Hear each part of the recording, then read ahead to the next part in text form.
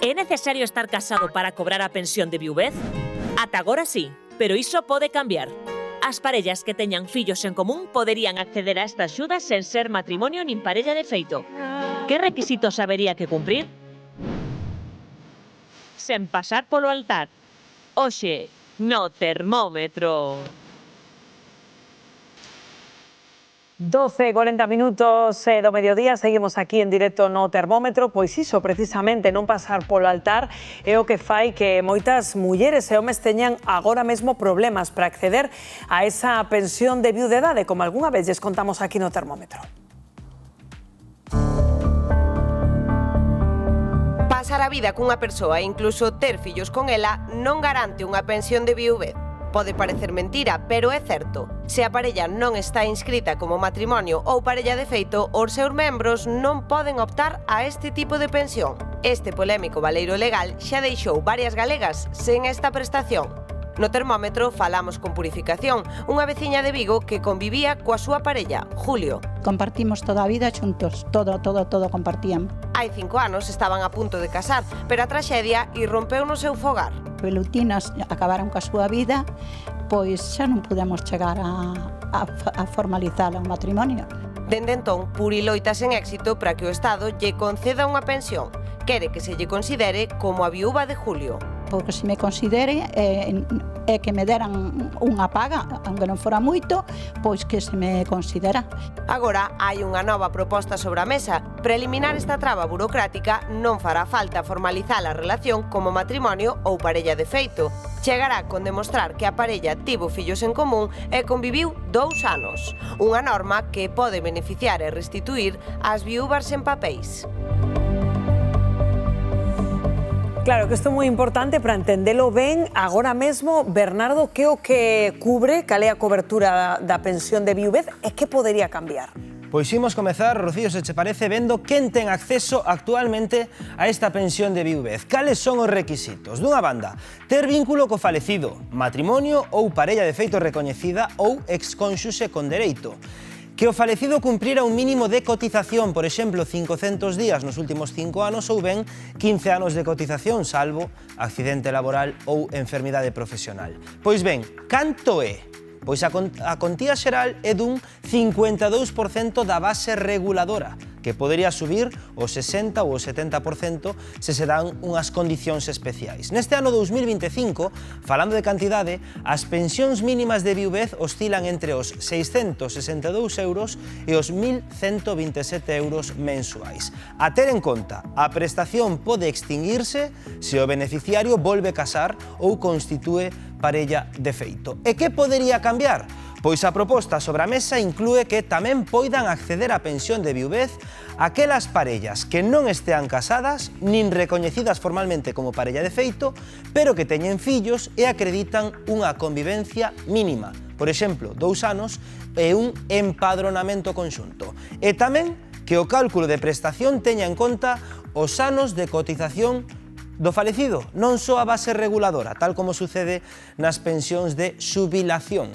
As modificacións buscan adaptar o sistema á realidade actual de convivencia. Por iso, todo isto que explicamos verte algo de luz, por exemplo, no caso de Noelia, porque cun fillo de 5 anos, a súa parella, a parella coa que convivía, faleceu tráxicamente, ollo, sen chegar a casar, non, Ángela?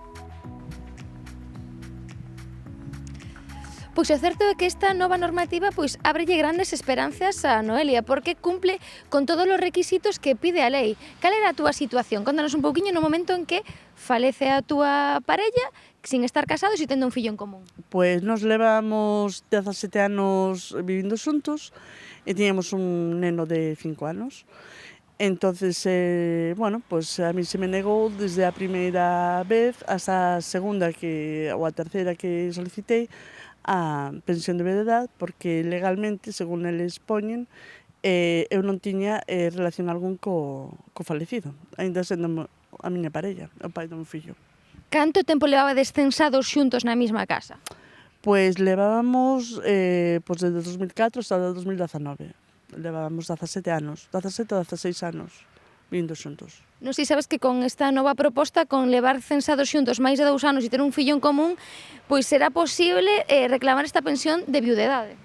Pois é un gran paso, é un buen aliciente para as persoas que ou estaban na mesma situación que estou eu. Porque a ti non só che acarrea o problema da pensión de viudedade, acarreache outros problemas legais, non? Sí, porque eu para pedir calquer documento para arreglar como fillo, algún documento que é relacionado con ele, eu teño que pedilo como representante legal do heredero, es decir, non como a parella ou a muller da miña parella, aínda levando tanto tempo xuntos. Claro, porque o que decíamos antes, aínda que levades moito tempo xuntos, os non estar casados, para o Estado é como se non o estuverades, non? Sí, totalmente. Eles aferranse ao papel do matrimonio ou da parella de feito, pero non ven o que hai detrás, é dicir, nos levamos vivindo como se fora un matrimonio, exactamente igual. E ti, de feito, recomendas a xente que, mentras non se aplique esta nova normativa, que se teñen un fillo, que se case. Sí, por favor, porque máis que nada eu tuve moita suerte porque eu teño un traballo fixo e, bueno, os cartos non sobran, pero, bueno, teño unha rede de apoio por detrás que é a miña sogra, meus pais e tal, pero, por desgracia, hai moita xente que non ten esa rede de apoio. Pois a veces a situación actual de Noelia, ela celebra esta nova proposición, espera que se aprobe e, sobre todo, que sexa con carácter retroactivo para ver se ela pode solicitalo aínda que a súa parella morrera no ano 2021. Grazas, Ángela. Pois ese é o caso de Noelia. Patricia, cantos casos atopamos cada día, non, de situacións que están pouco menos nun limbo xurídico, non? E que necesitan unha resposta, porque son situacións que forman parte de como se configura actualmente a nosa sociedade, con unha sociedade na que, bueno, moitas relacións non se formalizan como se formalizaban antes, pero que esa xente tamén merece este tipo de dereitos, non? Os liamos en prensa, Rocío, o caso dunha viguesa a que lle denegaron a pensión de viudedade porque o seu marido faleceu 15 días antes do aniversario de boda. Entón, bueno, buscas un pouco corrixir este tipo de situacións que non teñen... Como ves este cambio que se está xestando, Alejandro? Eu todo o que se favorecer a protección de situacións que merecen ser protegidas pareceme ben. Pero non debemos olvidar que o dereito fundamentase en probas. E, por tanto, canto máis sincero lle poñamos un tribunal, moito máis fácil. É dicir, como xa falábamos co caso fai unhas semanas da señora de Vigo, quero recordar, sí, non é unha cuestión de que unha parexa non inscrita non teña dereitos, senón que hai que acreditar que é parella e que son algo parecido ao matrimonio. Contas moi sincero se estás casado ou se tes un registro de parexa de feito. De outra maneira é moi complicado de demostrar unha relación por moito que haya unha convivencia. Hombre, cando hai fillos, é máis sincero, pero ao final todo un tema de proba. Cando podemos probar algo cun só documento ou cando teñemos que recorrer a un conxunto de probas moito máis complexas. Vamos, que pasar polo altar ou polo xulgado por... Que non costa nada, ademais. Por asegurar